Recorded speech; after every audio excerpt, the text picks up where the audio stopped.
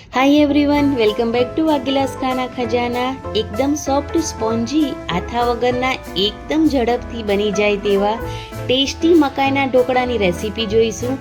તો તેના માટે એક મોટા બાઉલમાં 1 વાટકી રવો એડ કરીશું, તેની સાથે અડધી વાટકી દહીં એડ કરીશું અને અડધી વાટકી પાણી એડ કરી બેટર રેડી કરી લઈશું।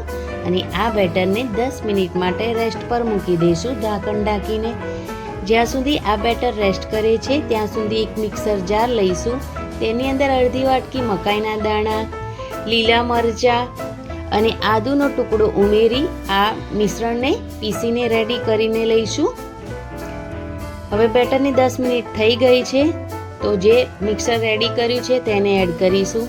તેની સાથે થોડા લીલા ધાણા એડ કરીશું, લીલા ધાણા સાથે મકાઈના દાણા એડ કરીશું, મીઠું સ્વાદ પ્રમાણે એડ કરીશું, થોડો હળદર પાવડર એડ કરી આ બેટરને એકદમ સારી રીતે મિક્સ કરી લેશું। એકદમ સારી રીતે બેટરને મિક્સ કર્યા પછી 1 ચમચી જેટલો ઈનો લઈશું અને તેને પણ એડ કરીશું। ઈનો એક્ટિવેટ થાય અને ઢોકળા થોડા ખટાશવાળા બને તેના માટે લીંબુનો રસ એડ કરીશું। હવે ઝડપથી આ મિશ્રણને એકસાથે હલાવીને રેડી કરી લેશું અને ત્યારબાદ ટ્રેમાં સેટ કરી લેશું।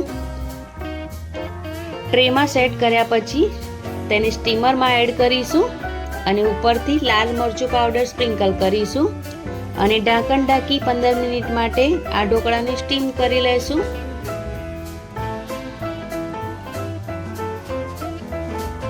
તો અહીંયા 15 મિનિટ થઈ ગઈ છે, ઢોકળા એકદમ સરસ સ્ટીમ થઈ ગયા છે। તો તેને ચેક કરવા માટે ચાકુની મદદથી તેની અંદર કટ લગાવી ચેક કરી લેશું। હવે થોડા ઠંડા થઈ જાય એટલે તેના પર કટ લગાવી લઈશું। તમે તમારા મનપસંદ આકારમાં કટ લગાવી શકો છો અને એકદમ સરસ તમારા મનગમતા વઘાર સાથે આ ઢોકળા રેડી કરવાના છે। તો એકદમ સ્પોન્જી મકાઈના ઢોકળા રેડી થઈ ગયા છે, ઇન્સ્ટન્ટ રેડી થાય છે, વધારે ટાઈમ પણ નથી લાગતો। તો તમે પણ આ રેસીપી જરૂરથી ટ્રાય કરજો, બાળકોની ખૂબ જ પસંદ આવશે। તો મળીએ એક નવા વિડીયો સાથે।